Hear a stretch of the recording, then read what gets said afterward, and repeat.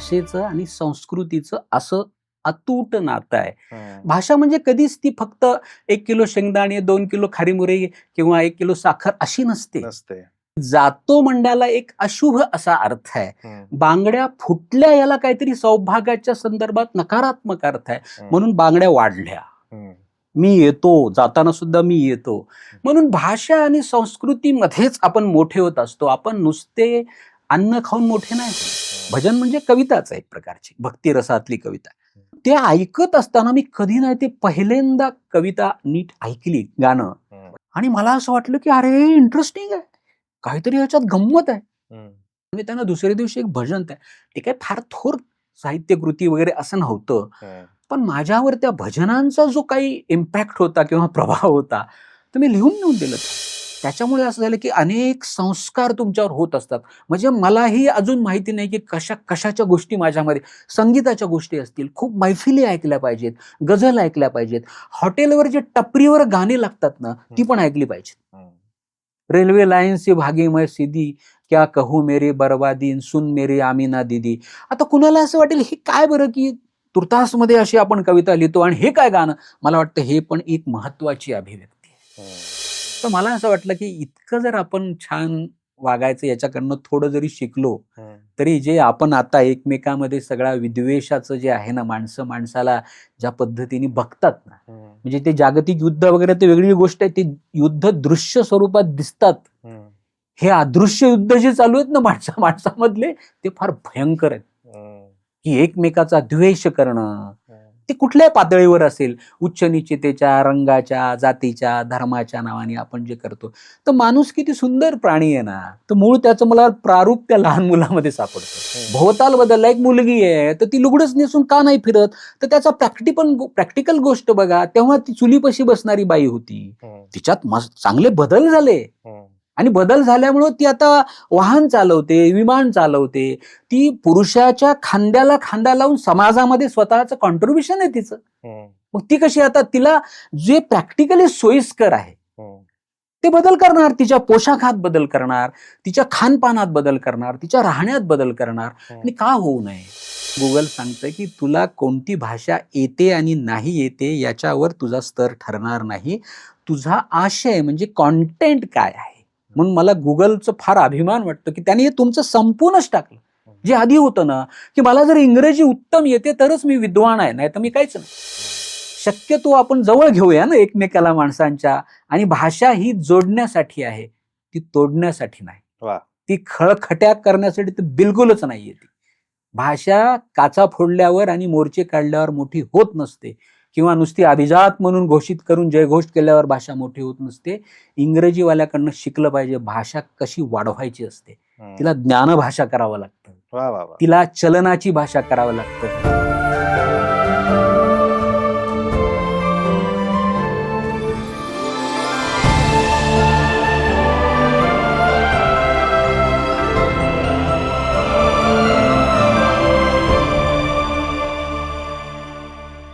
बंदुकीच्या नळकांडीत चिमणीनं करावा खोपा. बंदुकीच्या नळकांडीत चिमणीनं करावा खोपा. बॉम्बचे व्हावेत रंगीबेरंगी फुगे. झेंड्यांनी दाखवावी दिशा फक्त वाऱ्याची. लुब्ध असावीत माणसं एकमेकांवर. अंधारातलं कण्ण ऐकूयावं उजेडात. जागतिक संगीताचा गोपाळकाला केल्यावर सापडावी लय श्वासाची. पृथ्वी नावाचा गोलगप्पा टम्म भरलेला असावा. पृथ्वी नावाचा गोलगप्पा टम्म भरलेला असावा जगण्याच्या आंबट गोड पाण्याने. लई नाही मागणं, फक्त पेरलेल्या दाण्याला नित्य फुटावीत 2 कोवळी पानं. आणि माती कंटाळू नये झाडाच्या बाळंतपणाला.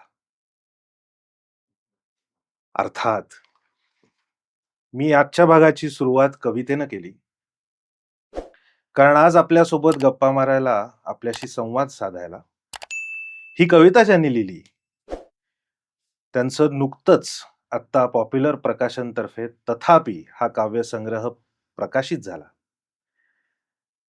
कधी कधी असं असतं की आपण खूप वर्ष एखाद्या साहित्यिकाचं, एखाद्या कवीचं साहित्य वाचतो, पण भेटीचा योग येत नाही. 2006 मध्ये सर्वात पहिले मी या कवीची कविता वाचली आणि नंतर ह्या कवीच्या प्रेमात पडलो.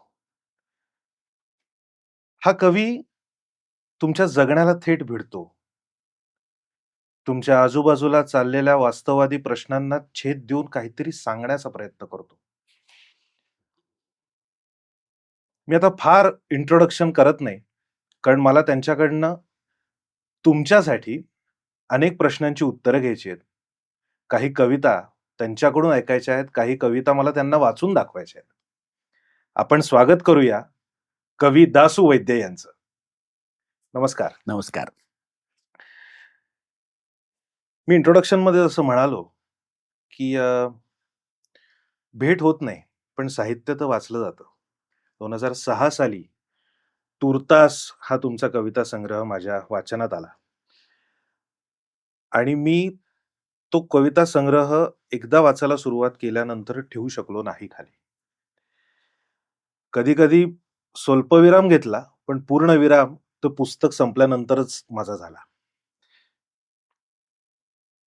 कधीतरी तुम्हाला भेटून पहिला प्रश्न विचारायचा होता, जो आज मी विचारतो, की तुमचं आणि या मराठी भाषेचं नातं तुम्ही नक्की कसं सांगाल? खरं तर आता फार छान सांगितलं की 2006 साली कवितेची भेट झाली आणि नंतर आता प्रत्यक्ष भेट होतीये. पण मला असं वाटतं की आपली खरी भेट 2006 सालीच झाली. मला व्यक्तिशः असं वाटतं की कवीला आपण भेटतो म्हणजे त्याच्या कवितेला भेटत असतो. एक वेळ कवी नाही भेटला तर चालेल, पण त्याची कविता जर आपल्याला भेटली असेल तर त्याच्या एवढी कवीची उत्तम भेट नाही असं मला वाटतं. त्यामुळे आपली 2006लाच भेट झाली. आपली जुनी भेट आहे, जुनी दोस्ती आहे असं आपण समजूयात. आणि भाषेचं आणि माझं काय आहे असं जर म्हणालो आपण, किंवा मी भाषेकडे कसं पाहतो, मुळामध्ये मला असं वाटतं की माणसाला जे काही अस्तित्व मिळालंय तेच भाषेमुळे मिळालंय. म्हणजे मानववंशशास्त्र असं सांगतं की माणूस सर्वश्रेष्ठ प्राणी का आहे या जगात? त्याचं कारण 2 आहेत. एक म्हणजे माणसालाच फक्त अंगठा आहे आणि दुसरं कारण माणसाजवळच फक्त विकसित भाषा आहे. म्हणजे याच्यापेक्षा अजून भाषेचं काय? म्हणजे जर भाषा नसेल ना तर माणूस इथपर्यंत आलाच नसता. आपण बोलत राहू यामध्ये भेटलोच नसतो जर भाषा नसती. बरोबर. म्हणजे एखाद्या माश्याला जर आपण विचारलं की पाण्याचं आणि तुझं काय रे नातं, तर मला वाटतं बापरे त्यांनी काय सांगावं उत्तर, असं मी थोडं गडबडलोय की भाषेचं माझं काय नातं आहे. तर मी भाषेतच श्वास घेणारा माणूस आहे. प्रत्येक माणूस भाषेत श्वास घेतो, पण कवी तर हमखास भाषेत श्वास घेत असतो.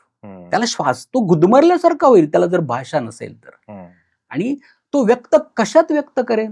म्हणजे कलावंत असतात, चित्रकार असतो, संगीतकार असतो, तो सुरामध्ये, त्याच्या संगीतामध्ये किंवा रंगरेषामध्ये, शिल्पामध्ये व्यक्त होतो. तसं माझ्याजवळ भाषेशिवाय दुसरं काहीच नाही. म्हणजे कवीचं ब्रेड बटर म्हणा किंवा प्राणवायू म्हणा, ब्रेड बटर फारच जगण्यासाठीचा शब्द वाटतो, पण प्राणवायू कवीचा भाषा आहे. तर माझं भाषेचं नातं हे प्राणवायूचं आहे. आणि त्यातल्या त्यात पुन्हा आता मराठी भाषेचं असं जर आपण म्हणालो, जी आता अभिजात झालीये, खरं तर ती आधीपासून अभिजातच होती, पण ठीक आहे, आता आपल्याला काही काही ठिकाणी ठप्पे मारावे लागतात, तसं तो ठप्पा मारून आला असं आपण समजूयात. आणि मराठी भाषेत मी लहानपणापासून जिल्हा परिषदेच्या शाळेत शिकलो. हे आजकाल सांगावं लागतं की मी जिल्हा परिषदेच्या शाळेत शिकलो, कारण जिल्हा परिषदेच्या शाळा, अभिजात मराठीच्या जिल्हा परिषद शाळा पटापट बंद होत आहेत. म्हणून मी सांगतोय की जिल्हा परिषदेच्या शाळेत शिकणारी माणसांनी खूप काय काय चांगलं केलेलं आहे, करतायत. म्हणून त्या शाळेत मी शिकलो, छोट्या गावात शिकलो. आणि तिथे माझ्यावर जो मराठीच्या बोलीचा किंवा लोकसंगीताचा, लोकनाट्याचा, तमाशाचा म्हणलं तरी चालेल, कारण मी चोरून तमाशे पण पाहिले लहानपणी. म्हणजे हे आता सांगायला हरकत नाही, तेव्हा हे संमत नव्हतं, शिष्टसंमत नव्हतं. बरोबर. तर त्या सगळ्यातून म्हणजे आमच्याकडे लहानपणी कधीच अलारामचं घड्याळ नव्हतं. तर मला कोण उठवत होतं, तर उठवायला एक कलावंत माझ्या दरवाजावर रोज येत होता, तो म्हणजे गोंधळी. आणि तो सुंदर असं संबळ असायची, त्याचं असं कुंकवानी न्हालेलं कपाळ असायचं, कवड्याची माळ असायची आणि अशी रंगेबेरंगी घेरदार झगा असायचा. आणि तो संबळ वाजवत जे काही आम्ही गोंधळी गोंधळी असं सुंदर गाणं म्हणायचा, तेव्हा मी अंथरुणात चुळबुळ करायचो की काहीतरी उठण्याची वेळ झालेली. मला वाटतं याच्यापेक्षा काय श्रीमंती असेल की एक कलावंत येऊन तुम्हाला त्याचं गाणं म्हणतो, संबळ वाजवतो. तो माझा अलाराम होता. आणि तेव्हा मला लक्षात आलं की चला आता उठायची वेळ झाली.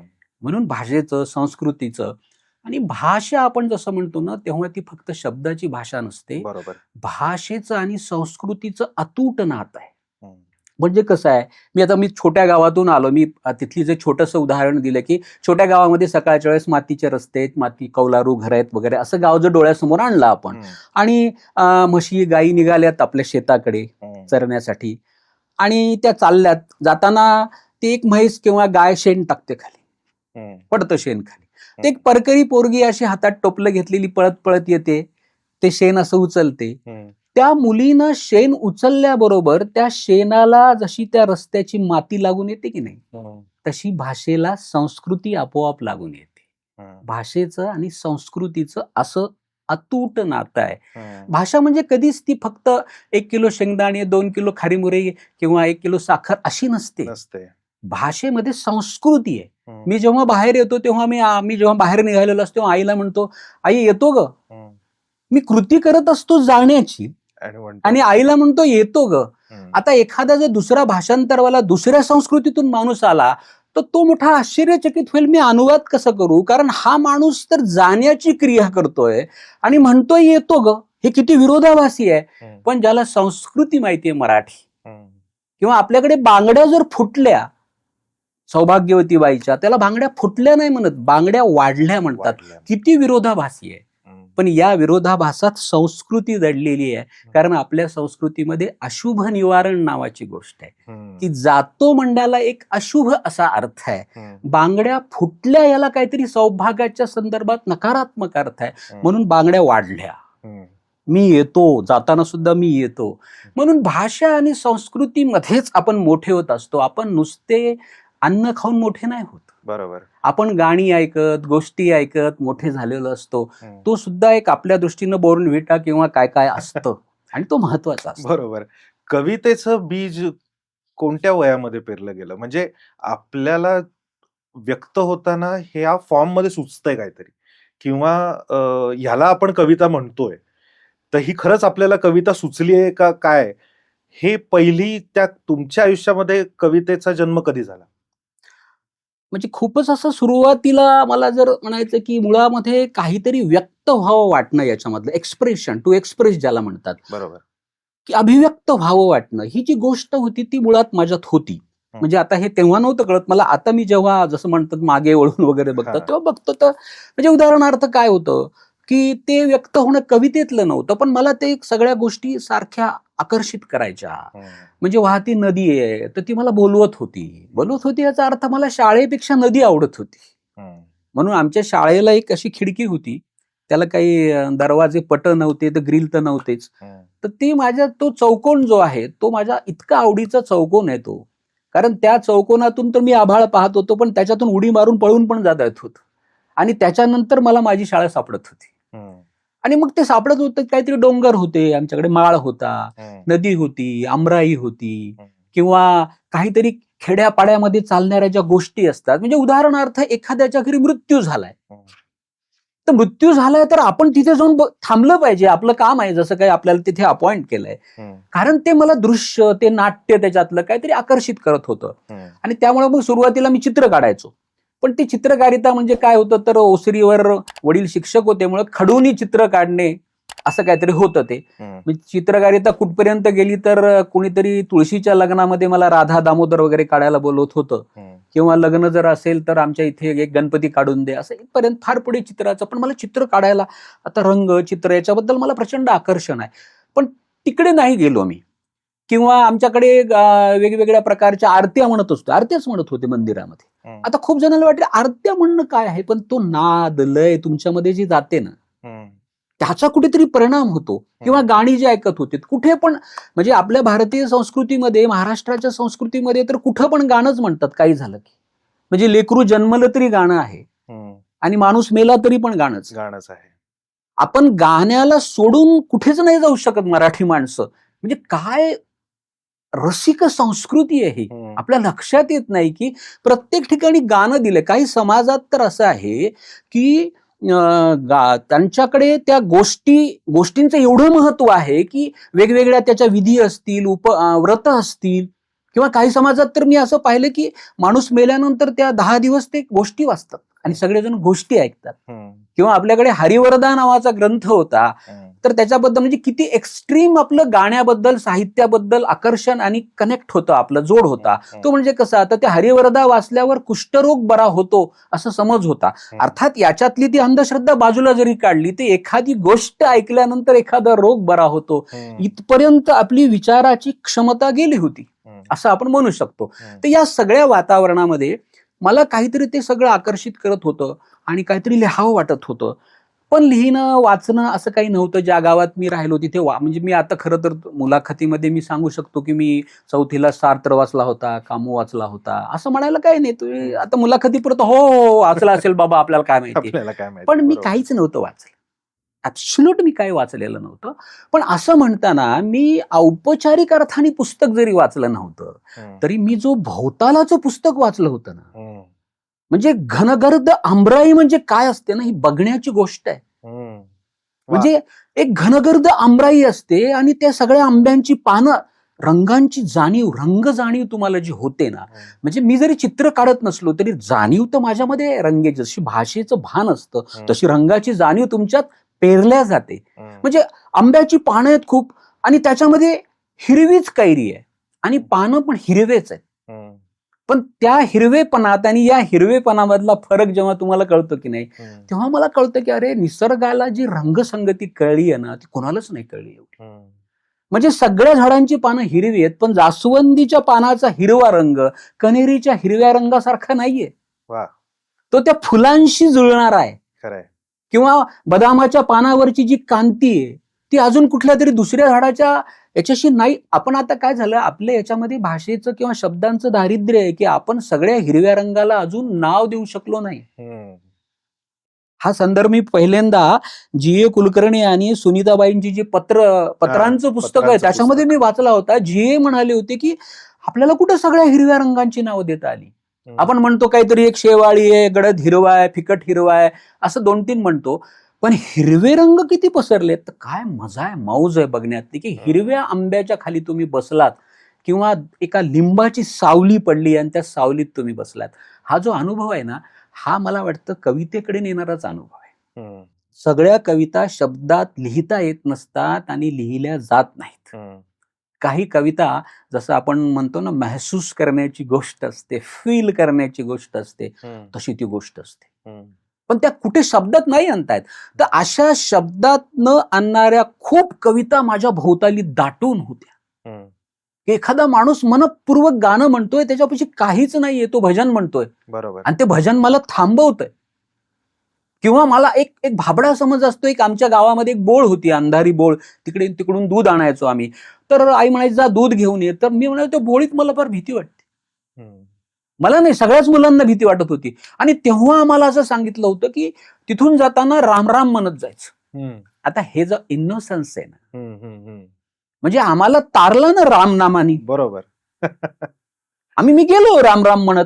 तर मला म्हणायचं या सगळ्या घटनेतून तुमच्यामधली जी सर्जनशीलता असते ती जागृत होते का काय असं माहिती नाही. आणि मला वाटायचं की नाही, हे सगळं आपण कवितेसारखं पाहतोय ना, मग आपण का नाही काय सांगत हे. मग त्याच्यातून मी पहिल्यांदा माझ्या आईचं एक गुरुवार भजनी मंडळ होतं, ती जात होती आणि बऱ्यापैकी मी काही फारसा वाचायचं, तर मी सांगितलं वाचन फिचनाचं काही नव्हतं. मी नंतर वाचायला लागलो पुन्हा नीट वाचन केलं, पण नंतर खूप 10वी-12वी नंतर. पण तेव्हा मात्र मी जे सगळं बघत होतो की तिथे काय होतं, मारामाऱ्या करणं, मस्ती करणं, उड्या मारणं, काहीतरी पोहायलाच जाणं, आंबे पाडणं, पेरू आमच्याकडे नाही म्हणत, आम्ही जाम म्हणत होतो त्याला, जामवाडी असा शब्द होता आमच्याकडे.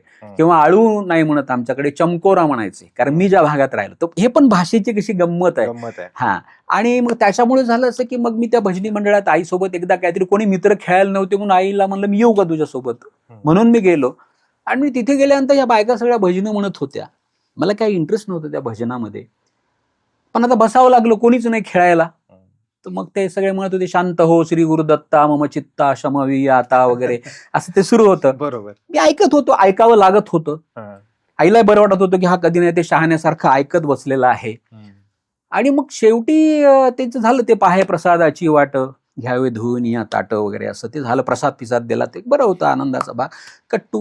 पण ते ऐकत असताना मी कधी नाही ते पहिल्यांदा कविता नीट ऐकली. गाणं भजन म्हणजे कविताच आहे एक प्रकारची, भक्तिरसातली कविता.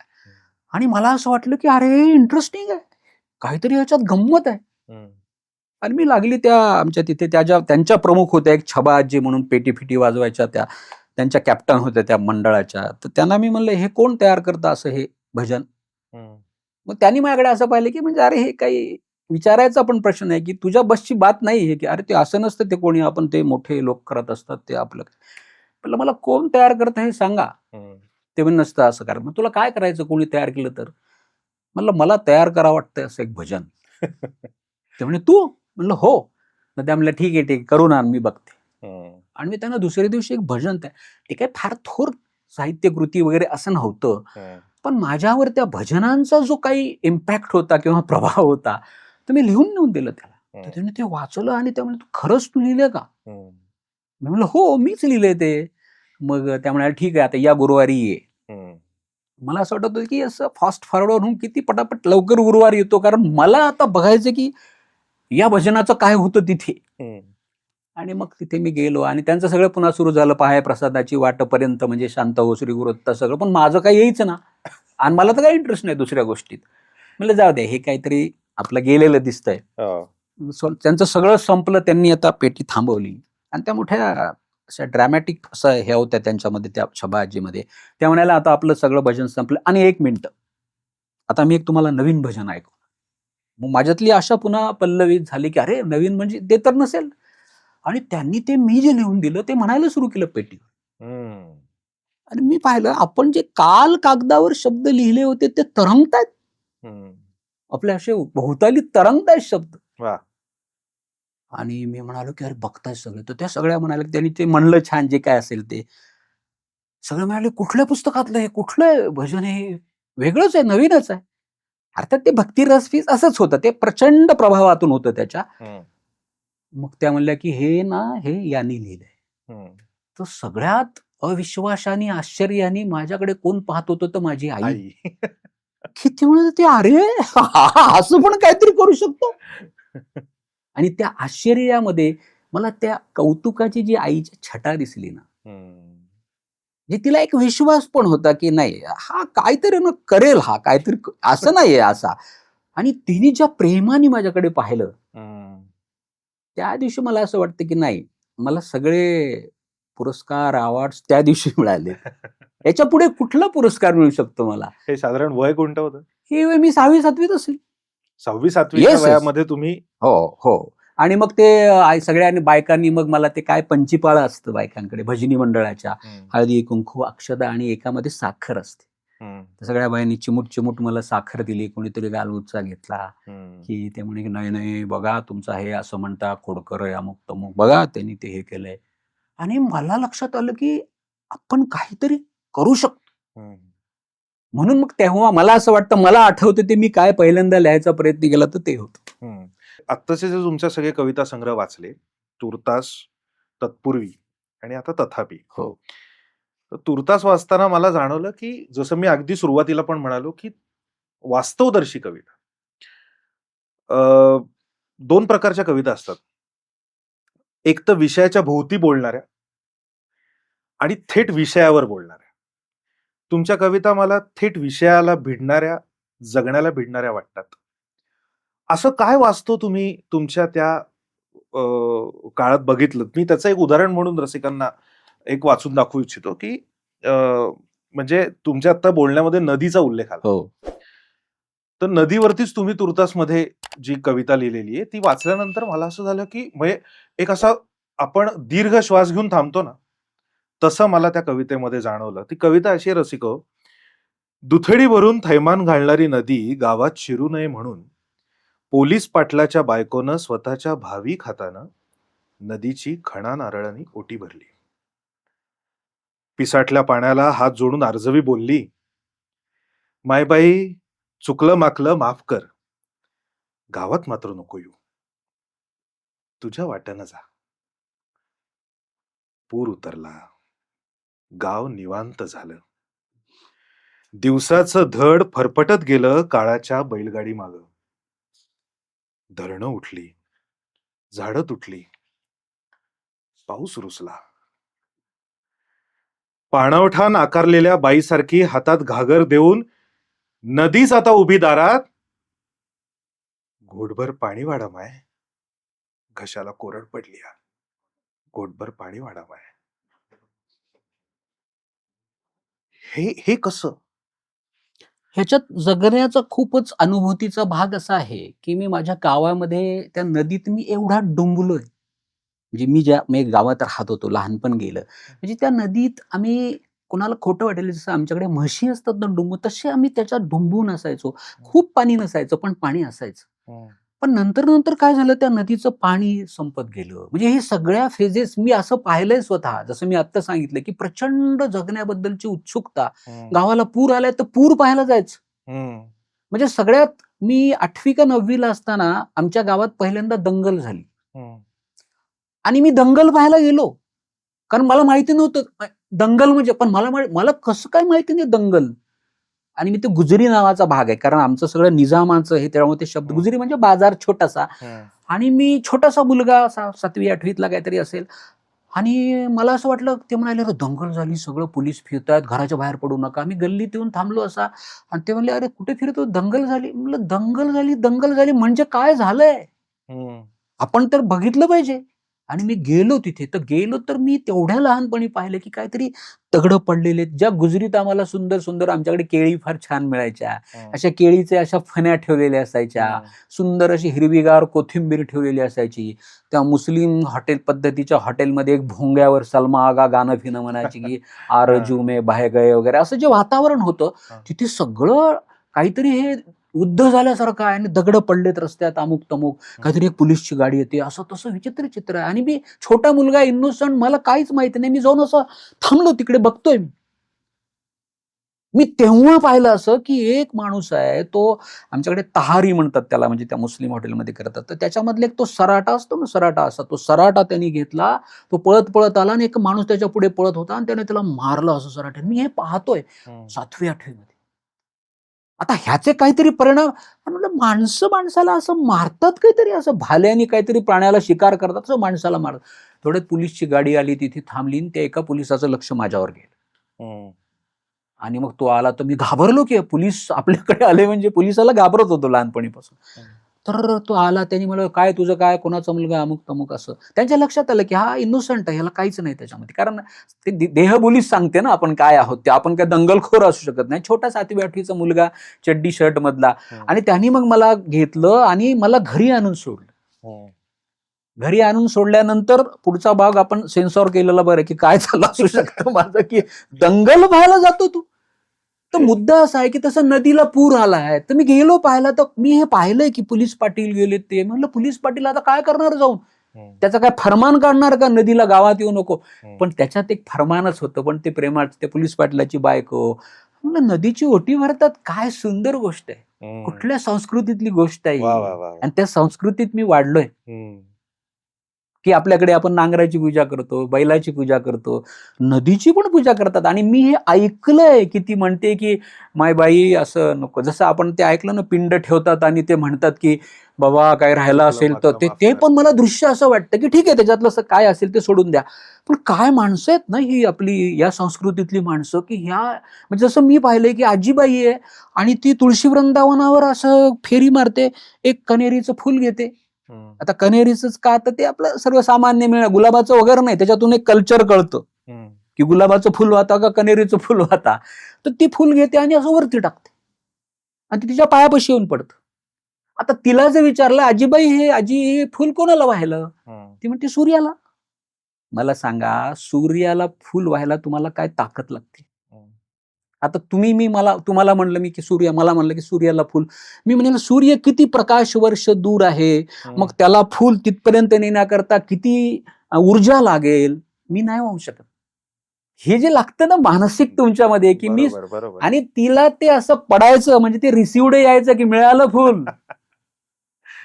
तशी नदीची जी माझी अनुभूती आहे ना, अजून एक तुर्तास मध्येच एक कविता आहे की ती नदीवरचीच गंगामाय नावाची कविता आहे की हेच नदीचं रूप मी जेव्हा तिथे पाहिलं की इथे तर गंगा दुथडी भरून वाहतीये, पण मी ते जे बिभत्स रूप पाहिलं गंगेचं. आपल्याकडे गंगेला, नदीला आई म्हणतो, माय म्हणतो आपण, स्नान करताना तिचं नाव घेतो. मी 8 दिवस राष्ट्रीय योग महोत्सवाच्या निमित्ताने मी गेलो होतो.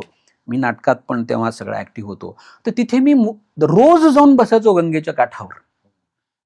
पण सगळे म्हणायचे की ते काशीची गंगा आहे, त्याच्यात आंघोळ केलं की काय पुण्यवान. मी असं सांगतोय कवितेत पण संदर्भ, मी स्पर्श नाही केला. म्हणलं नाही, तू माझी आई नाहीस. याच्यावर प्रेत अशी सडलेली अशी जात आहे. तिथं सगळा असा देहाचा व्यापार मारलेला आहे. ते सगळे लोक हे जे आहे ते गंगे म्हणजे नदीचं दुसरं रूप. त्याचं कारण असं की मी हे सगळं बघत गेलो आणि त्याच्यातून मला जे जाणवत गेलं ते मी सरळ सरळ मांडलं. कुठेही त्याच्यात प्रतिमा प्रतिकांचा असा फार सोच न करता. म्हणजे आपल्याकडे आता ती पद्धत बंद झाली आहे की पत्र लिहायचं तर समोरच्या राजमान्य राजश्री, म्हणजे तो समोरचा माणूस घराचे हप्ते भरू परेशान आहे आणि त्याला मी लिहायचं राजमान्य राजश्री. हा मला विरोधाभास वाटतो. सरळ म्हणा, प्रिय मित्रा, कशाला तुम्ही राजमान्य राजश्री? त्यालाही माहितीये तो राजमान्य राजश्री नाही, मलाही माहितीये. भाषा का वाया घालवता? बरोबर. म्हणून ते थेटपणे जे म्हणलं जातं, मी थेटपणे सांगतो, मला हे सांगायचंय बाबा. खूप त्याला मडवून फिडवून नाही सांगणार मी. मला हे असं स्वाभाविकपणे किती सांगता येतं, बोलता येतं. म्हणून ते सगळे अनुभव नदीचे असू देत किंवा अजून कुठले असे, ते थेटपणे येण्याचं कारण असं असू शकतं. तुम्ही पहिले वाचन काहीच नाही असं म्हणालात आणि त्याच्यानंतर मात्र वाचन तुमचं वाढलं, वाचलत तुम्ही, अजूनही वाचताय.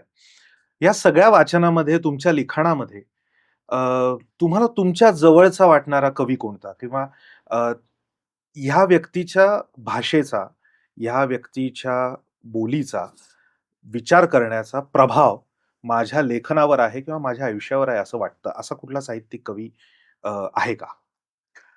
मी जेव्हा वाचन नाही असं म्हणालो ना, ते बरोबर आहे की म्हणजे बरेचदा आपल्याकडे खरंच असतं आणि मला त्याचं फार कौतुक आणि आदर आहे की खूप जण लहानपणीच खूप छान वाचलेलं असतं, पण माझं तसं नाही घडलं.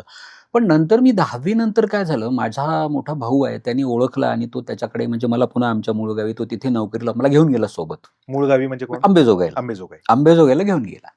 अंबेजोगाईला घेऊन गेले आणि मी खूप छोट्या गावात, खेड्यात राहिलेलो, नदीत पोहणारा, आमराईमध्ये जाऊन किंवा पेरू पाडणारा असा मुलगा होतो, माळावर फिरणारा, काजवे शोधणारा असा मुलगा होतो मी. आणि एकदम मला सायन्सच्या वर्गात नेऊन बसवलं.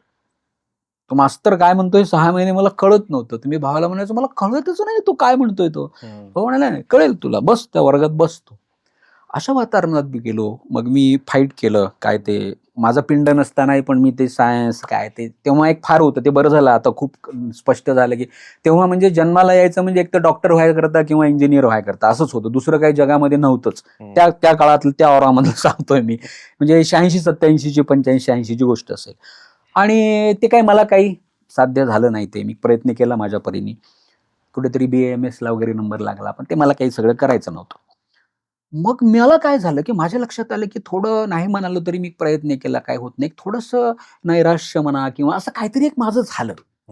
काय करावं तेव्हा? मग मी ग्रॅज्युएशनला, मी सायन्स ग्रॅज्युएट आहे, BSc ला घेतलं मी ऍडमिशन. बरं. हो, मी मराठी शिकवतो पण शिकलोच नाही मराठी. तर मी गेलो तिथे आणि मला असं काहीतरी एक माझ्यामध्ये स्पेस निर्माण झाली, जी मलाही कळेना, सांगता येईना. अशा वेळेस बऱ्याच तुमच्या बिघडण्याच्या शक्यता असतात, काही पण असतात. पण तेव्हा मी अशा अर्थाने बिघडलो की तिथे मला अंबेजोगाईमध्ये एक साहित्य निकेतन नावाचं ग्रंथालय सापडलं. वा. हो.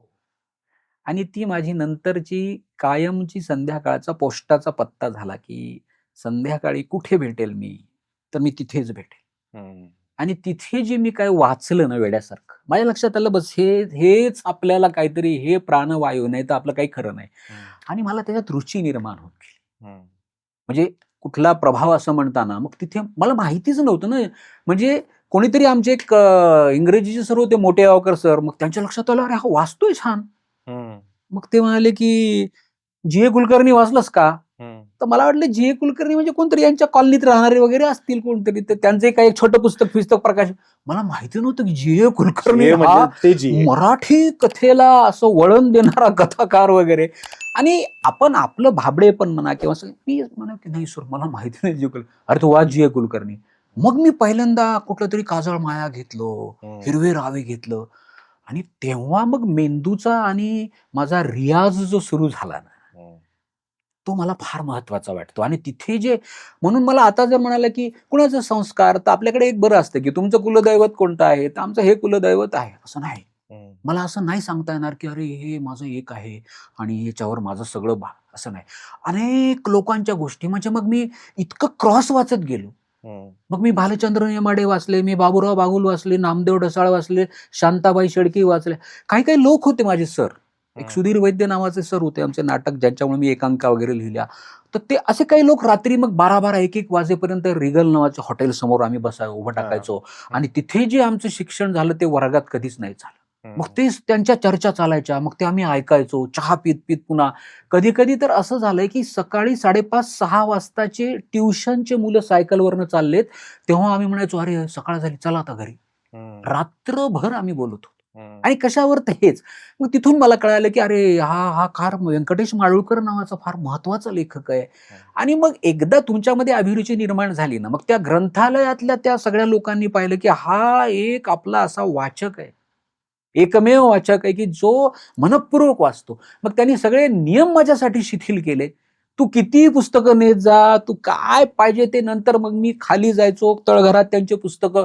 एके दिवशी मी कुठेतरी लिहिलंय असं की एके दिवशी मी असा खाली गेलो आणि तळघरातून असा रुमाल बांधून, धूळ होती सगळी, तर एक पुस्तक असं आणलं वरती आणि असं उजेडात पाहिलं. तो फील असा होता की म्हणजे लहान मूल जन्मल्यानंतर ती दाई आपल्याला अशी दाखवते ना उजेडात, तर तसं ते, कारण आरती प्रभूचं पुस्तक होतं आणि ते सापडत नव्हतं. आणि आरती प्रभूचं पुस्तक मला ते असं तळघरातून मी वरती आणलं, झटकलं आणि असं पाहतोय, तर म्हणजे अक्षरशः तसं होतं की अरे मला हे दिवे लागून सापडलं. वा वा वा. हा. आता मग मला पंचायत येते की मी आरती प्रभूचं सांगू का, नेमाड्यांचं सांगू का, ग्रेस बद्दल सांगू का, की नारायण कुलकर्णी कवठेकरांचं नाव घेऊ का. एक नाव घेतलं तर बाकीचे लोक बघतायत माझ्याकडे की अरे तू काय मला विसरलंस का. आणि तसं म्हणण्यापेक्षा अनेक संस्कार होत असतात. तेव्हा मग मी आता विषय न्यायला की आमच्याकडे व्याख्यानमाला व्हायच्या, नरहर कुरुंदकर व्याख्यानमाला. मग ते सगळं नवीनच होतं ना की व्याख्यान ऐकतात, असं माहिती नव्हतं. व्याख्यान ऐकतात, बसायचं, व्याख्यान ऐकायचं. मग ते कोणीतरी ह्याच्यावर बोलतंय, मग ते दाजी पणशीकर, महाभारत एक सुडाचा प्रवास. मी त्यांचं व्याख्यान ऐकले सगळे 10 दिवस महाभारतावरचे. नंतर मग ते दुर्गाबाई भागवत, पैस पीस सगळं वाचलं. पण मला त्याच्यानंतर दाजी पणशीकर माझे एवढे स्नेही मित्र झाले. एकदा त्यांनी मला कार्ड पाठवलं, मी विद्यापीठात राहायचं, मला म्हणे तुझ्या रूमवर मी येणार आहे, आणि ते माझ्या रूमवर उतरले दाजी पणशीकर. म्हणजे इतकं. आणि कशामुळे, त्या व्याख्यानामुळं किंवा खूप. आणि मी सगळं क्रॉस वाचत गेलो, क्रॉस ऐकत गेलो. त्याच्यामुळे असं झालं की अनेक संस्कार तुमच्यावर होत असतात. म्हणजे मलाही अजून माहिती नाही की कशाच्या गोष्टी माझ्यामध्ये. संगीताच्या गोष्टी असतील, खूप मैफिली ऐकल्या पाहिजेत, गझल ऐकल्या पाहिजेत, हॉटेलवर जे टपरीवर गाणी लागतात ना ती पण ऐकली पाहिजेत. रेल्वे लाईन से भागी मैं सीधी, क्या कहू मेरी बर्बादी, सुन मेरी आमिना दीदी. आता कुणाला असं वाटेल हे काय बरं की तुर्तासमध्ये अशी आपण कविता लिहितो आणि हे काय गाणं. मला वाटतं हे पण एक महत्वाची अभिव्यक्ती आहे. लोकगीत असतं. बरोबर. का बरं. म्हणजे एखादं खूपच गाजलेलं गाणं असतं, म्हणजे जावेद अख्तर सारखा माणूस किंवा गुलजार सारखे कवी आहेत. गुलजारांनी जितकी हलवार तलम प्रेम कविता लिहिली, त्यांनी बिडी जलायले सारखं पण गाणं लिहिलं. आणि ते माणसं किती आवामचं गाणं आहे ना. खरंय. आणि इतक्या करोडो लोकांना जे गाणं किंवा जे शब्द पकडतात ना, ते लिहिणं म्हणजे मला असं हे वाटतं. किंवा आता एखादं कोणीतरी नृत्य करत असतं बँडवर आणि ते कुठलं तरी गाणं लागलेलं असतं आणि बेभान होऊन नाचत असतं, मला असं वाटतं नाही यार, इतकं माणसाला असं गुंगवून टाकणारं ना तुम्हाला काहीतरी करता आलं पाहिजे. म्हणजे असं नाही की नेहमी म्हणजे सगळं माझ्या गंभीर गोष्टी आहेत, नाही 4 लोकांकरता असं नाही. सगळ्या कवींना, सगळ्या कलावंतांना वाटत असतं की मी पोहोचलो पाहिजे. त्याची भूक एकच आहे की त्याला कनेक्ट व्हायचंय, कुठल्या सगळ्या लोकांशी कनेक्ट व्हायचंय. तर त्याच्यामुळे एखाद्याचा प्रभाव सांगितल्यापेक्षा अनेक गोष्टी असतात त्या तुमच्यामध्ये इतक्या मुरत जातात. म्हणजे लोणच्यात काय काय टाकलं, आपण म्हणतो आंब्याचं लोणचं, पण लोणचं आंब्याचं नसतं ते. आपण देतो आंब्याला, म्हणजे तसं होईल की मी जर कोणाचं नाव घेतलं तर मग त्याच्यामध्ये मोहरी टाकले त्याचं काय करायचं, त्याच्यामध्ये अजून काय मसाले टाकले त्याचं काय करायचं, आणि तेल त्याच्यामध्ये फार महत्वाची भूमिका बजावत असतं. अशा अनेक गोष्टी असतात, अनेकांचे संस्कार. हिंदी कवी काय वाचत होतो आणि त्या सगळ्या वाचनातून मग एक माझा काहीतरी एक पिंड तयार झाला. मी जवळपास 86-87 पासून कविता लिहितो, पण 16 वर्ष मी कविता संग्रह काढला नव्हता. त्याचं कारण या प्रश्नात आहे की जोपर्यंत मला आधीच्या कविता, मग माझ्या लक्षात यायचं की अरे ही कविता लिहिली मी ग्रेस सारखी आहे. अशा मी 100 ते 150 कविता फाडून टाकल्या. अरे वा. हो. मी ज्या योगेश्वरी शिक्षण संस्थेत, अंबेजोगाई अशी एकमेव शिक्षण संस्था आहे, त्यांनी ठराव पास केला की हा सेकंड इयरला शिकणारा जो आपला विद्यार्थी आहे मी, याचं संस्थेच्या खर्चाने कविता संग्रह काढूयात असा ठराव पास केला. आणि माझा लागली सत्कार वित्कार. तर मी त्या अध्यक्षांना जाऊन भेटलो आणि मला कविता संग्रह काढायचा नाही. ते म्हणाले का? अरे सगळे तर तयार असतात ना, आम्ही खर्चाने काढतोय. मी म्हणलं अजून मला माझी कविताच लिहिता आली नाही. तर तेव्हा ते आर डी कॉम्रेड होते, ते आर डी देशपांडे, ते मला म्हणाले की नाही, तुला जर हे कळत असेल आज की तुला अजून तुझी कविता सापडली नाही तर ही ग्रेट गोष्ट आहे. तर तोच प्रभावाचा भाग जो असतो ना, तर ज्या ज्या स्पष्ट प्रभावाच्या किंवा अनुकरणाच्या गोष्टी होतात ते सगळे कलावंत करत असतात. मुळात आपण भाषाच नक्कल करून शिकतो ना. आणि ज्या दिवशी मला कळालं की नाही आता ह्या ज्या कविता आहेत ह्या माझ्या कविता आहेत, मला माझी भाषा सापडली आहे, मग तेव्हा 2003 साली मी 16 वर्षानंतर लिहायला लागल्यानंतर पॉप्युलर प्रकाशनाने कविता संग्रह काढला आणि त्याचं श्रेय महानोरांना द्यायला पाहिजे. महानोरांनी माझ्या कविता वाचल्या प्रतिष्ठानमध्ये आणि मला पत्र पाठवलं की अशा तुमच्या कविता वाचल्या, तुमच्या मला 50 कविता वाचायला द्या वगैरे. तर मी याच्यात खुश होतो की 50 कविता महानोर वाचतात, त्याच्यापेक्षा काय असू शकतं आपलं. बरोबर. आणि 6 महिन्यानंतर पॉप्युलर प्रकाशनाचं मला पत्र आलं की आमच्या तज्ज्ञ समितीने तुमचं असं, मला काहीच माहिती नाही, त्यांनी एकदम पॉप्युलरचं पत्र, आणि तो तुर्तास निघाला. जसं थेट बोलणं आहे, थेट विचार करणं आहे त्या विषयाची मांडणी, तसं एक दुसरी बाजू अशी की तुम्ही लहान मुलांचं साहित्य निर्माण केलं. आता लहान मुलांचं साहित्य निर्माण करणं म्हणजे ती निरागसता. तर जशी नाण्याची ही एक बाजू आहे तशी दुसरी बाजू हळवी आहे. हो. तो हळवा कोपरा कुठे सापडला?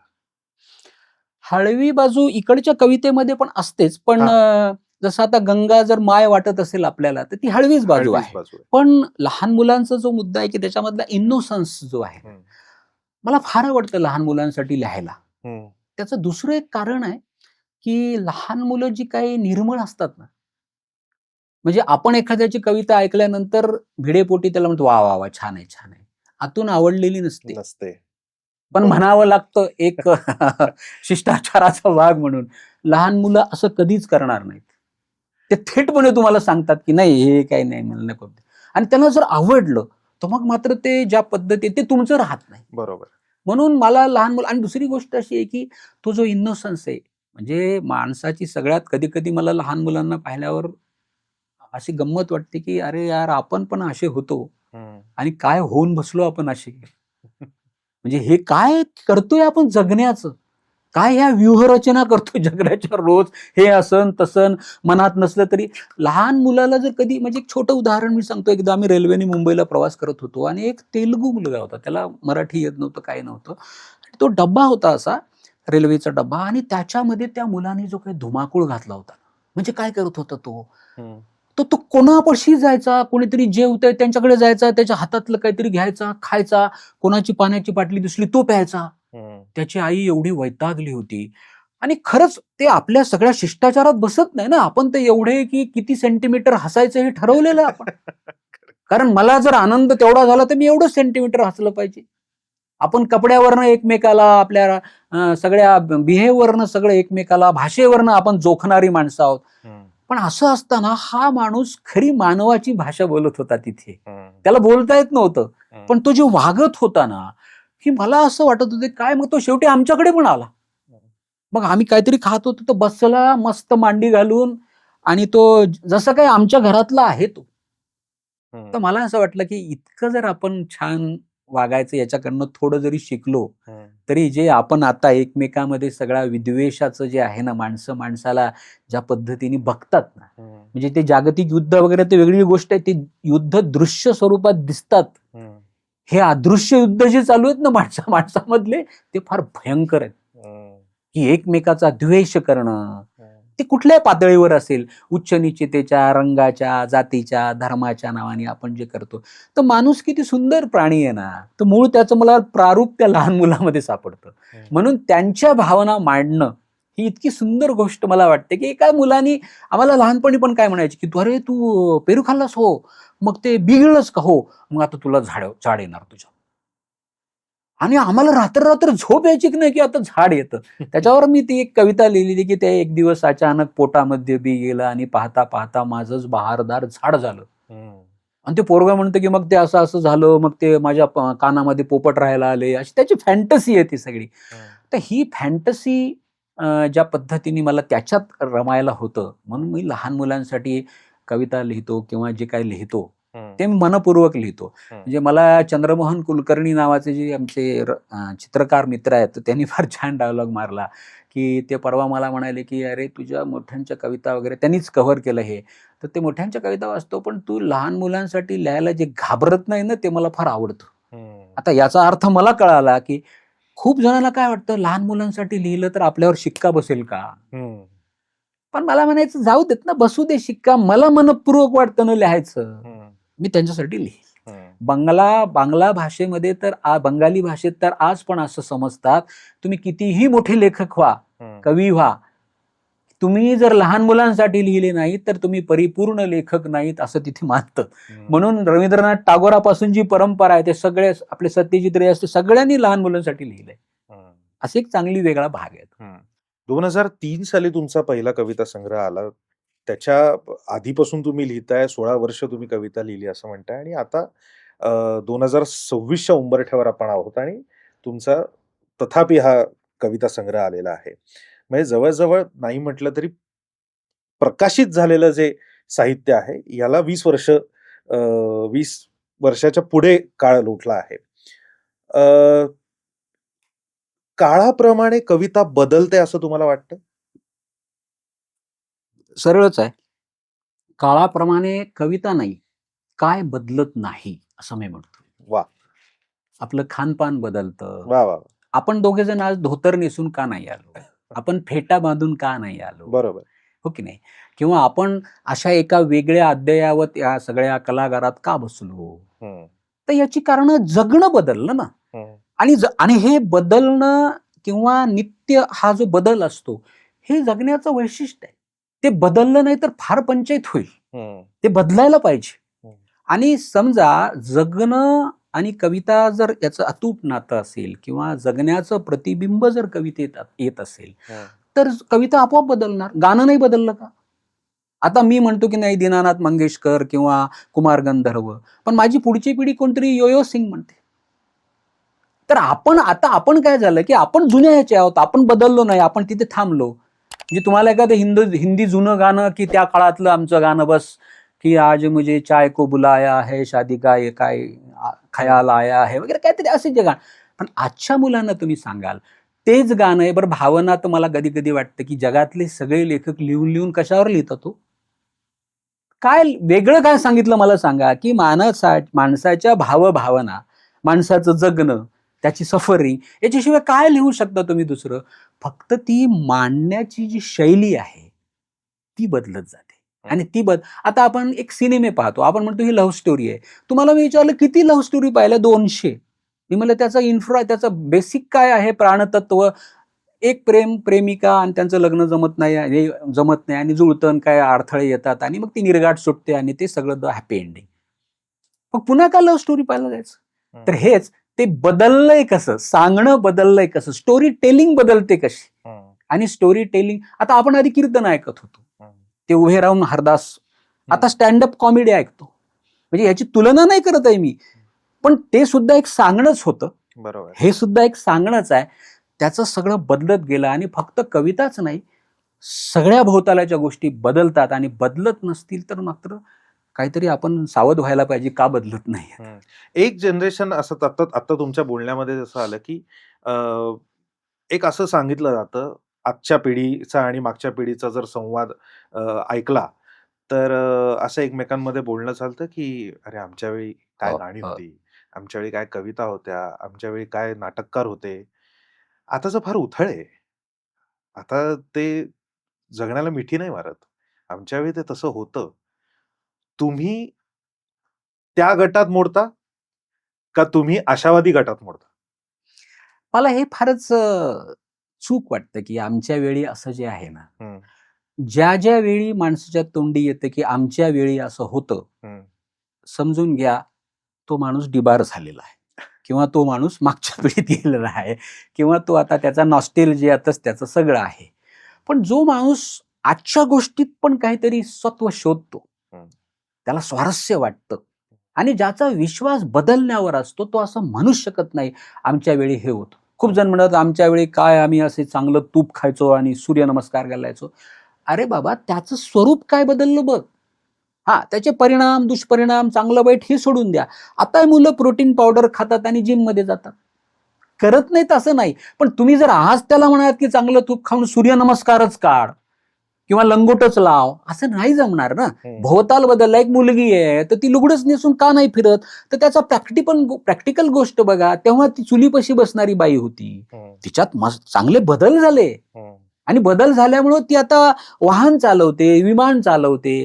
ती पुरुषाच्या खांद्याला खांदा लावून समाजामध्ये स्वतःचं कॉन्ट्रिब्युशन आहे तिचं. हं, मग ती कशी आता तिला जे प्रॅक्टिकली सोयीस्कर आहे, हं, ते बदल करणार. तिच्या पोशाखात बदल करणार, तिच्या खानपानात बदल करणार, तिच्या राहण्यात बदल करणार. हं, आणि का होऊ नये?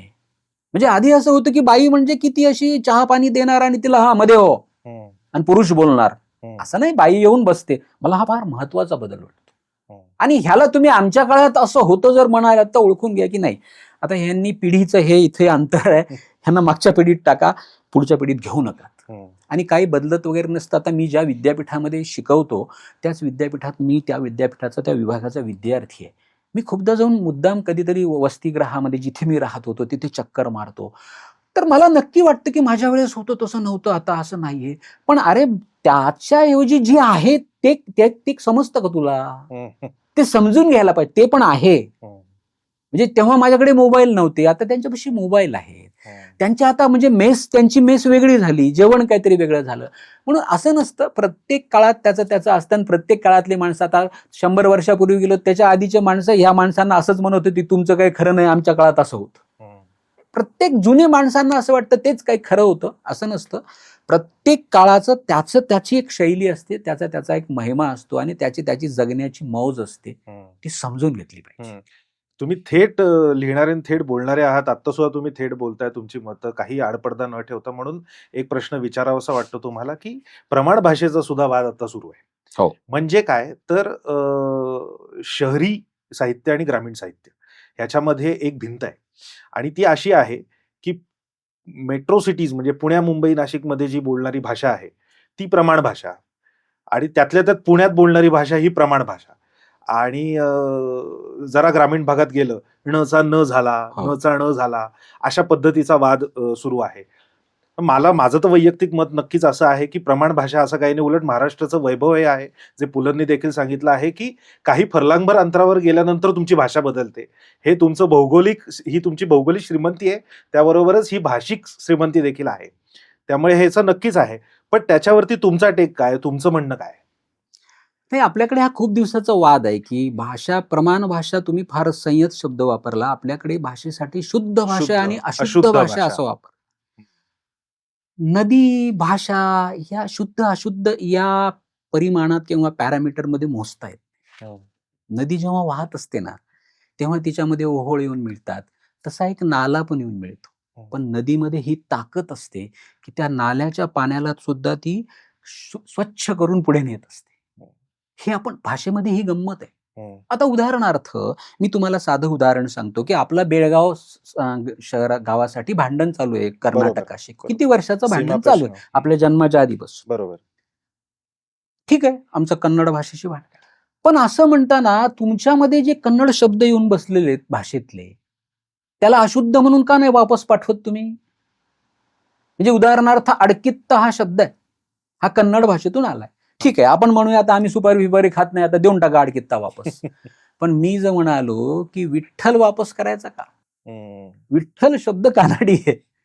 महाराष्ट्रातल्या लोकांनी जर विठ्ठल वापस करायचं ठरलं तर महाराष्ट्रापाशी उरेल काय? कारण जो वारकरी संप्रदाय ज्यांनी या विचाराची भूमिका मांडलेली आहे तो विठ्ठल आहे आमचा मूलभूत. त्या भोजाला धरून आम्ही सगळं केलेलं आहे. भोजा आहे तो सगळे आमच्या लोक जास्त ना शिवायचा जाऊन भोजा, ज्ञानेश्वरापासून चोखा मेळापर्यंत जाऊन शिवत होते त्याला. विठ्ठल वापस करणार का?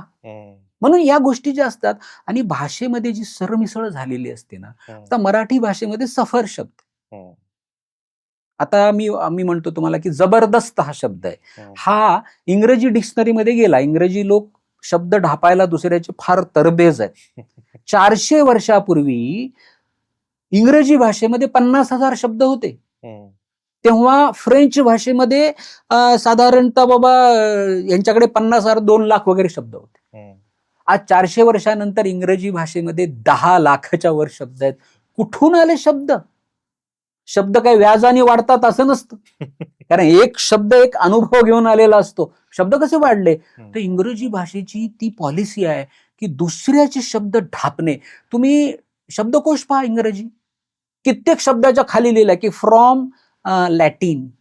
त्याची एटिमॉलॉजी आहे ना, त्याचं व्युत्पत्तीशास्त्र त्यांनी लॅटिन भाषेत गिळून टाकली. तसं ते आता आपल्याकडचे शब्द घेऊ लागले. ZABARAST, जबरदस्त. काय म्हणून हा शब्द आमचा आहे, आमचा शब्द ना जबरदस्त, तुम्ही घेतला. पण मी किती वेळ म्हणू आमचा शब्द, कारण जबरदस्त सुद्धा दुसरीकडूनच आलेला शब्द माझ्या भाषेमध्ये. शब्द अशा प्रकारे येत असतात, जात असतात, बोली भाषा असतात. आणि भाषेच्या पातळीवर सुद्धा उच्च नीचता जी गोष्ट आहे. आणि मला थँक्स टू गुगल म्हणलं पाहिजे. गुगलनी जे काही हे प्रश्न निकालात काढलेले आहेत तुमचे, की तुमची भाषा, आता गुगल सांगतं की तुला कोणती भाषा येते आणि नाही येते याच्यावर तुझा स्तर ठरणार नाही, तुझा आशय म्हणजे कॉन्टेंट काय आहे. म्हणून मला गुगलचं फार अभिमान वाटतो की त्याने हे तुमचं संपूर्णच टाकलं.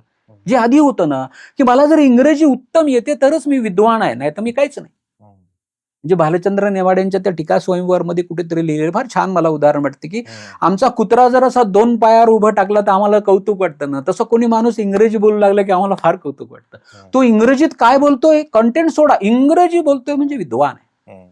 पण या सगळ्या पार्श्वभूमीवर आता छोट्या छोट्या झेक वगैरे असे देश आहेत ना, छोटे छोटे देश आहेत आपल्या जिल्ह्या एवढे साधे, आणि त्या देशाच्या भाषा नोबेल पारितोषिकापर्यंत जेव्हा येतात आणि आपण मात्र प्रमाण भाषा का बोली भाषा, काय भाषेचं वैविध्य.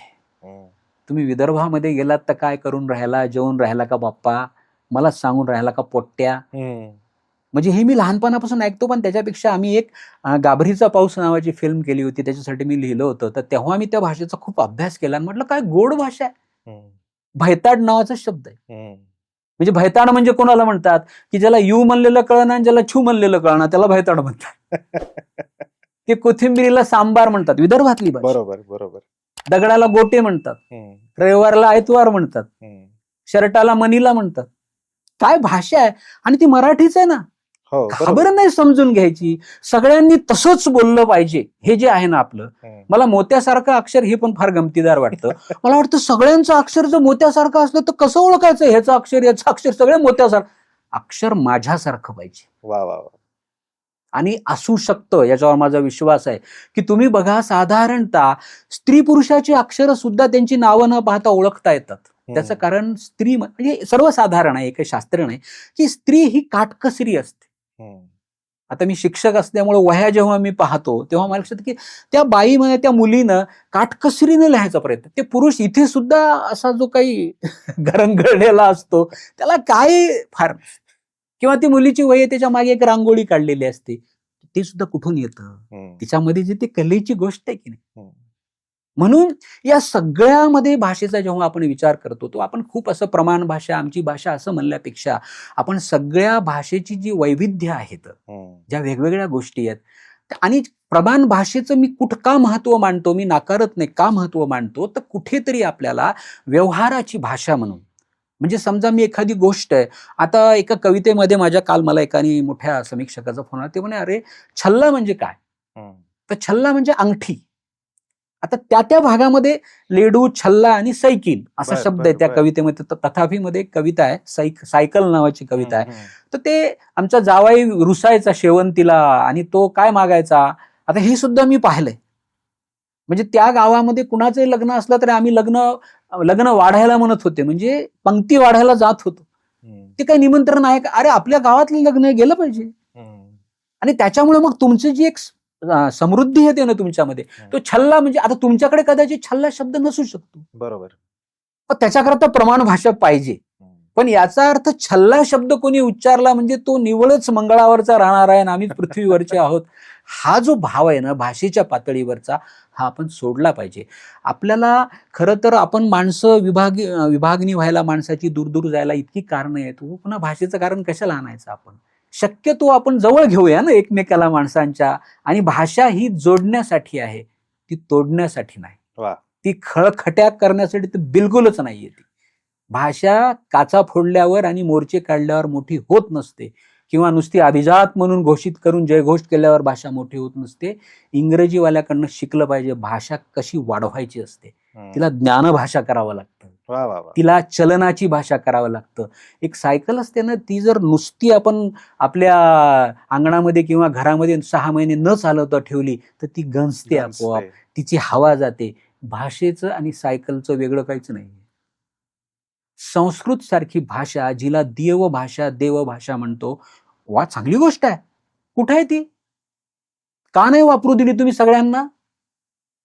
नाही वापरू दिली तुम्ही. ज्ञानेश्वर बंडखोर कवी का आहे? ज्ञानेश्वर माऊली आपण म्हणतो, पण त्या माऊलीमध्ये जे बंडखोरपण आहे ना, ते आजच्या काळात लक्षात येत नाही. कारण त्याच्यानंतर बंडखोरीचा तो जो ग्राफ खूप वर चढत गेला. पण या माणसाने पहिल्यांदा मराठीत लिहिण्याची हिंमत केली, ही मोठी बंडखोरी आहे. ज्ञानेश्वराला कळालं की हे संस्कृत कळतच नाही ना मला, ह्या सगळ्या सर्वसामान्य लोकांपर्यंत पोहोचाय. त्यांनी ती पाया रचून दिला. म्हणून आज संत साहित्य जे निरक्षर असणाऱ्या लोकांपर्यंत सुद्धा पोहोचलंय, ते दुसरं नाही पोहोचलं. त्याचं कारण हे आहे. त्याचं कारण आहे की त्यांनी पहिल्यांदा बंडखोर नाही, मराठीतून लिहा, त्यांच्यासाठी लिहा. 800 वर्षापूर्वी हे करणं ही फार मोठी क्रांती आहे. आणि ज्ञानेश्वराला कळालं की भाषेच्या पातळीवर. मात्र आम्ही प्रमाण भाषा, आमची शुद्ध, तुमची अशुद्ध. अरे तुम्हाला जी मिळणारी कुठली गोष्ट शुद्ध आहे दाखवा मला. तुम्हाला मिळतं ते दूध शुद्ध आहे का? जे तुम्ही डाळिंब खाता त्याला किती केमिकल टोचलेले असतात. तुम्ही जी फळं खाता, कुठली गोष्ट मला सांगा ही शुद्ध आहे.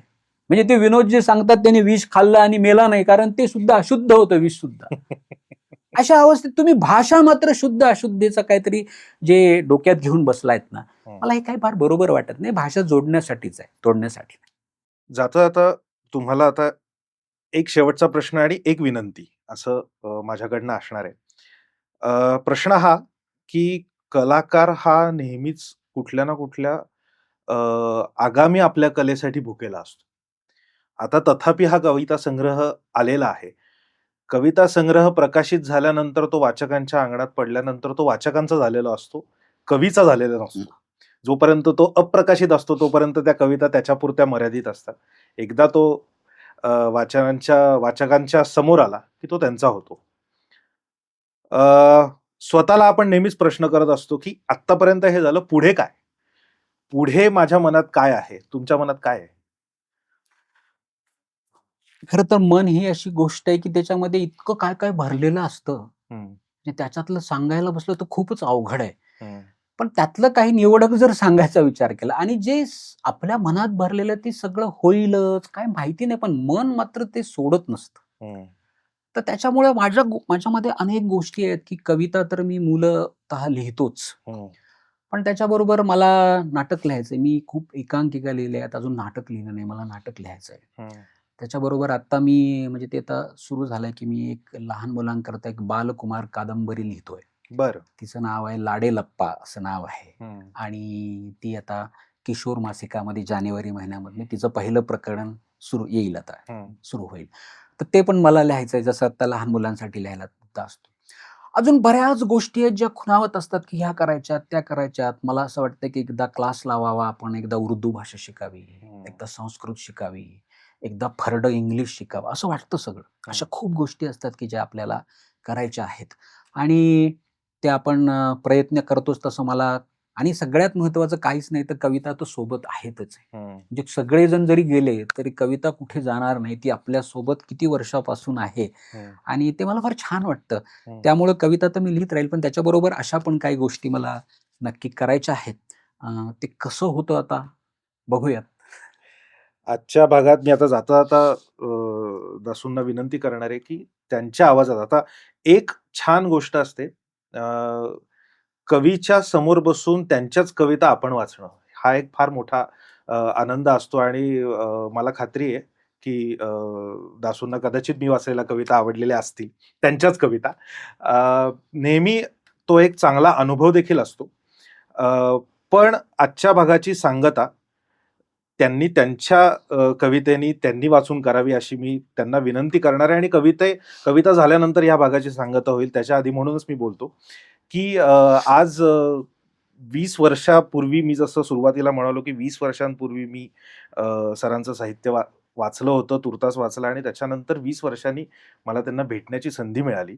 आणि खरं तर भेट तेव्हाच झाली होती, असं जे सर म्हणतात ते अगदी बरोबर आहे की तेव्हाच भेट झालेली होती. पण आज प्रत्यक्षात भेटल्यानंतर काही वेगळ्या स्वरूपातले दासू मला समजले.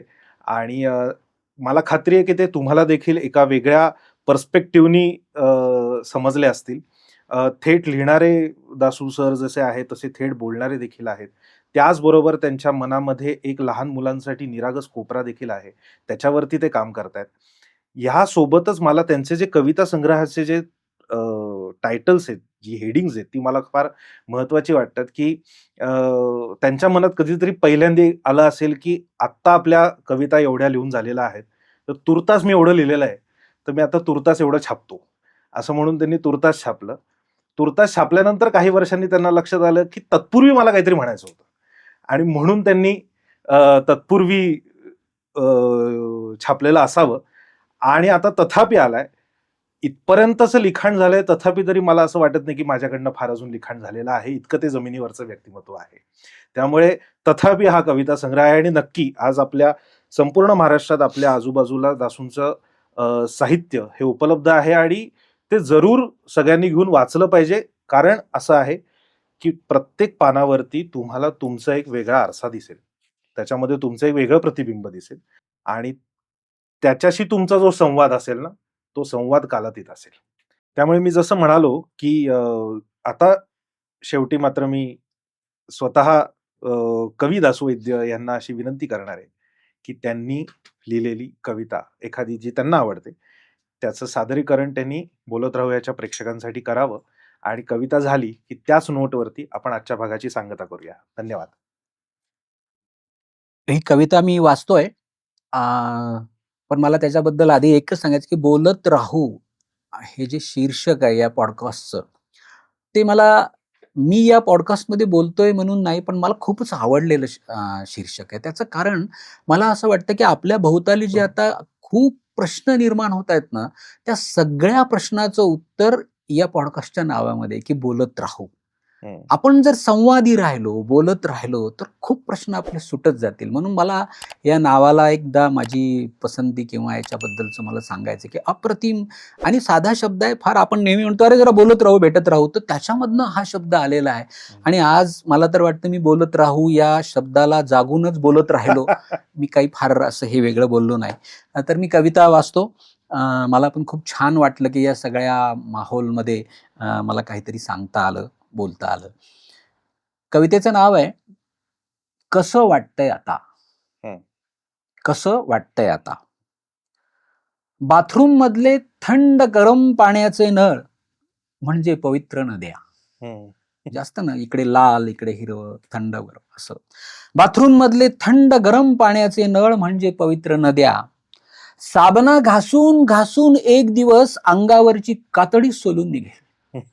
साबणा घासून घासून एक दिवस अंगावरची कातडी सोलून निघेल. दात पेस्ट मध्येच विरघळून जातील. दात पेस्ट मध्येच विरघळून जातील. शॅम्पूच्या माऱ्यानं डोक्यातली मेमरीही धुवून जाईल. वा. शॅम्पूच्या माऱ्यानं डोक्यातली मेमरीही धुवून जाईल. सेंटच्या वासानं घामाचा मूळ वासच बेपत्ता होईल. सेंटच्या वासानं घामाचा मूळ वासच बेपत्ता होईल. टॅबलेट्स गिळून गिळून पोटात मेडिकल थाटल्यासारखं. टॅबलेट्स गिळून गिळून पोटात मेडिकल थाटल्यासारखं. कपडे घातल्यावर शोकेस मधल्या स्टॅच्यू सारखं. कपडे घातल्यावर शोकेस मधल्या स्टॅच्यू सारखं. रिमोट हातात घेतल्यावर जग खरेदी करायला पिशवी घेऊन निघाल्यासारखं. रिमोट हातात घेतल्यावर जग खरेदी करायला पिशवी घेऊन निघाल्यासारखं. जाहिरातीत फसफसणाऱ्या पोरी पाहून आपल्या बायका फक्त गृहउपयोगी असल्यासारख्या. रस्त्याने चालताना प्रत्येक दिवस बंदूक घेऊन पाठलाग केल्यासारखा. रस्त्याने चालताना प्रत्येक दिवस बंदूक घेऊन पाठलाग केल्यासारखा. पोराशी बोलताना म्हणजे स्वतःच्याच पोराशी बोलताना अपराध्यासारखं. बापाशी बोलताना तिराहितासारखं. प्रेयसीशी वागताना हरल्यासारखं. बायकोशी बोलताना गुदमरल्यासारखं. चालताना तरंगल्यासारखं, तरंगताना बुडल्यासारखं. चालताना तरंगल्यासारखं, तरंगताना बुडल्यासारखं. झोपल्यावर जाग असल्यासारखं. झोपल्यावर जाग असल्यासारखं. बोलताना विसरल्यासारखं. बोलताना विसरल्यासारखं. पेटताना विझल्यासारखं. पेटताना विझल्यासारखं. आणि नाकात चिलट जातं तेव्हा श्वास घेतल्यासारखं वाटतं. आणि नाकात चिलट जातं तेव्हा श्वास घेतल्यासारखं वाटतं. एवढं सगळं मी एका दमात सांगून टाकलं. एवढं सगळं मी एका दमात सांगून टाकलं. डॉक्टरांनी जेव्हा नाडी तपासताना विचारलं, कसं वाटतंय आता, कसं वाटतंय आता. वा वा वा वा वा. धन्यवाद.